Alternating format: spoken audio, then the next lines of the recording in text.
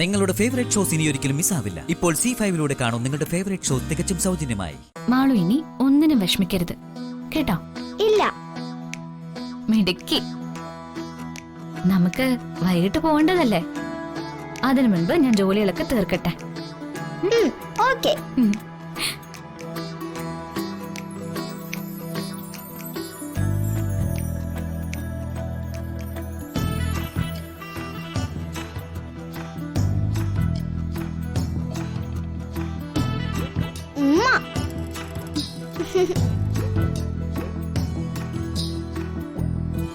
എന്റെ മോൾക്ക് എന്നും ഈ സന്തോഷം ഉണ്ടാവണം. അവളുടെ മുഖത്ത് എന്നും ഈ പുഞ്ചിരി ഉണ്ടാവണം. അതിന് എന്നും നീ കൂടെ ഉണ്ടാവണം ഗംഗേ.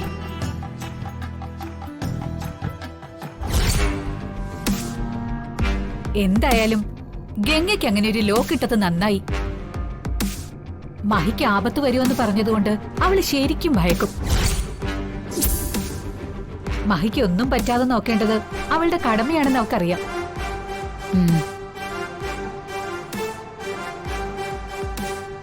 പിന്നെ മഹിക്ക് എന്തെങ്കിലും സംഭവിച്ചാലും അവൾ ഇവിടെ നിന്ന് പുറത്താകുമെന്നും അവൾക്കറിയാം.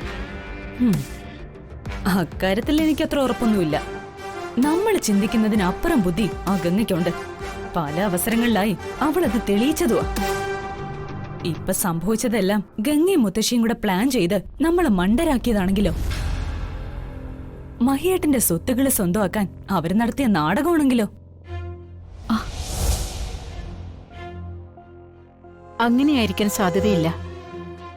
ജാനകിയമ്മ അത്തരം കാര്യങ്ങൾ ചെയ്യാൻ സാധ്യതയില്ല. അങ്ങനെയായിരുന്നെങ്കിൽ അവരൊരിക്കലും മണ്ഡപത്തിൽ വെച്ച് മഹിയോട് അങ്ങനെ പ്രതികരിക്കില്ലായിരുന്നു. അതവരുടെ വലിയ കള്ളത്തരമാണെങ്കിലോ? നമ്മുടെ എല്ലാവരുടെയും കണ്ണിൽ പൊടിയിടാനാണ് ജാനകിയമ്മ അങ്ങനെ ഒരു നാടകം കളിച്ചതെങ്കിലോ? അവരെന്ത് നാടകം കളിച്ചതാണെങ്കിലും അല്ലെങ്കിലും അവരുടെ ഒരു ഉദ്ദേശവും നടക്കാൻ പോകുന്നില്ല. നടക്കാൻ ഞാൻ സമ്മതിക്കില്ല. അതിനുവേണ്ടിയല്ലല്ലോ ജോലിസിന്റെ അടുത്ത് കൊണ്ടുപോയതും ഇത്രയൊക്കെ പറഞ്ഞൊപ്പിച്ചതും. അതുകൊണ്ട് മാത്രം ആയില്ല ആന്റി. ഗംഗ ഇനിയും വിശ്വസിച്ചാ നമ്മൾ ഇനിയും മണ്ടരായി പോവും.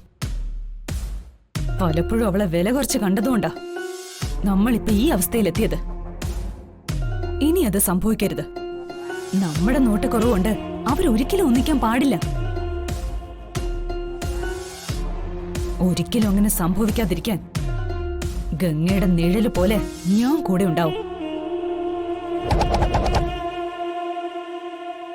3 മാസം അവരൊന്നിച്ച് കഴിയരുതെന്നല്ലേ ജോത്സ്യം പറഞ്ഞേ? അതെ. അതിനു മുമ്പ് രണ്ടുപേരെയും തമ്മിൽ പിരിക്കണം. അതിനുവേണ്ടി 3 മാസത്തെ മുഹൂർത്തം ഒന്നും നോക്കണ്ട. നാളെ എങ്കിൽ നാളെ തന്നെ അവൾ ഇവിടുന്ന് കെട്ടുകെട്ടിക്കേണ്ട വഴി നോക്കണം. അതെ, ഗംഗ ഇവിടുന്ന് പടിയിറങ്ങിയാലേ എന്റെ മോൾക്കൊരു ജീവിതമുള്ളൂ. അവൾ ഇവിടുന്ന് എത്രയും പെട്ടെന്ന് ഒഴിഞ്ഞു പോകാൻ വേണ്ടത് എന്താന്ന് വെച്ചാ ഉടനെ ചെയ്യണം. അതിനുവേണ്ട എന്ത് സഹായവും ഞാൻ ചെയ്തു തരാം. പക്ഷേ മഹിക്ക് ഒരു സംശയം തോന്നാത്ത രീതിയിൽ വേണം നമ്മൾ കാര്യങ്ങൾ ചെയ്യാൻ. അത് ശരിയാ. മഹിക്ക് എന്തെങ്കിലും സംശയം തോന്നിയാ നമ്മൾ ചെയ്തതെല്ലാം വെറുതെയാവും. അവന് അത്രയ്ക്ക് താല്പര്യമുള്ളത് കൊണ്ടല്ലേ എല്ലാവരുടെയും മുന്നിൽ വെച്ച് താലികെട്ടിന്റെ സമയത്ത് അവൻ ഇങ്ങനെയൊരു കാര്യം ചെയ്തത്.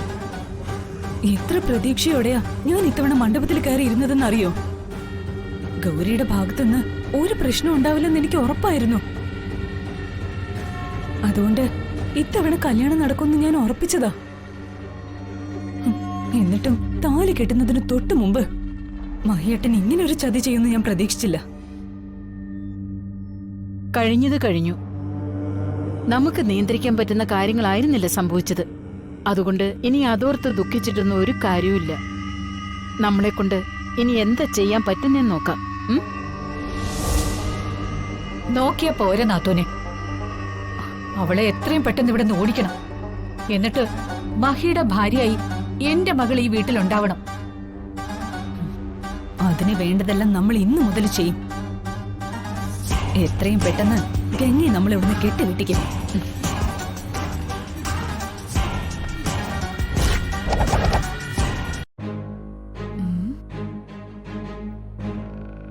ഇത്രയും പണിയാ ഗംഗ പെട്ടെന്ന് തീർക്കും.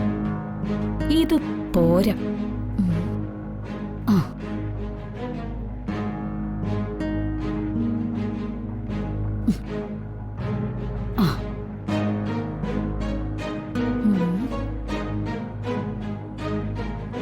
ഗംഗ 2 ദിവസം നിന്ന് ജോലി ചെയ്താലും തീരരുത്.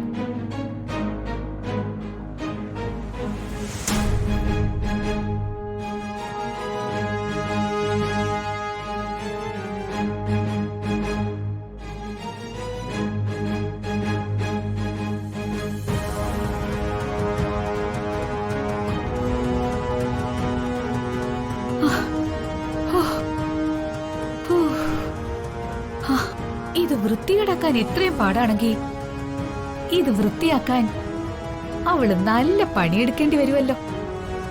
എടുക്കട്ടെ, നല്ല കട്ട പണിയെടുക്കട്ടെ.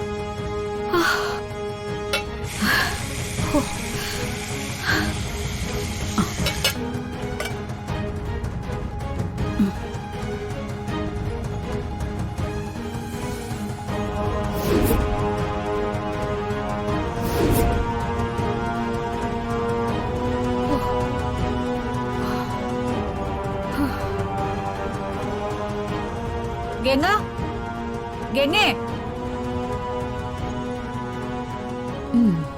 അവളിപ്പൊ പുറത്തേക്ക് പോകാൻ റെഡിയാകുമായിരിക്കും. എന്റെ മോളുടെ സന്തോഷമാണ് നീ തട്ടിയെടുത്തത്. എന്റെ മോൾക്ക് കിട്ടാത്ത സന്തോഷം നീയും അങ്ങനെ അനുഭവിക്കണ്ടടി. എനിക്ക് ജീവനുള്ളിടത്തോളം കാലം നീ സന്തോഷിക്കില്ല. നിന്നെ ഞാൻ ശരിക്കും വിഷമിപ്പിക്കും. ഒരൽപ്പം പോലെ സാധാപം ഞാനതിൽ കാണിക്കില്ല.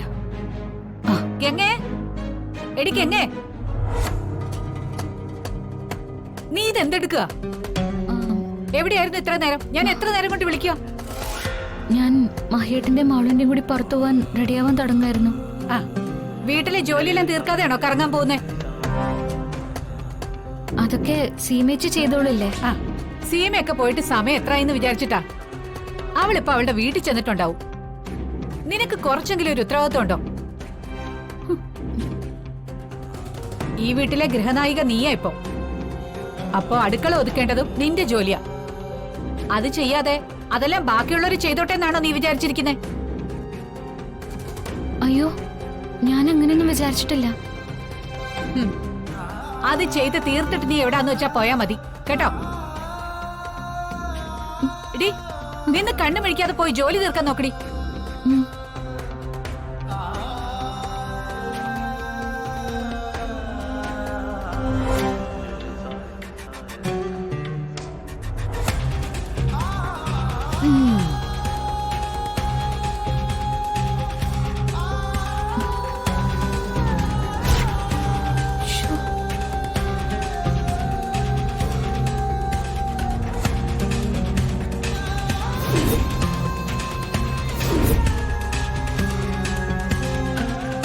എന്റെ ശ്രീമഹേശ്വര, ഇന്ന് രാത്രി വരെ ചെയ്താലും ഈ ജോലികളൊന്നും തീരില്ലല്ലോ. ഡൗൺലോഡ് ചെയ്യൂ C5 ആപ്പ്. കാണൂ എല്ലാ എപ്പിസോഡുകളും സൗജന്യമായി.